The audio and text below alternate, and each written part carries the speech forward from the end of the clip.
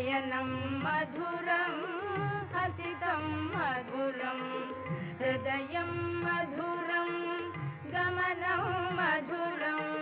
मधुराधिपतेरखिलं मधुरं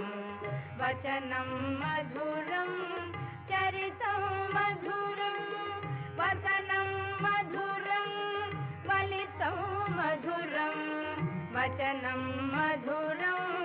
चरितं मधुरं वचनं मधुरं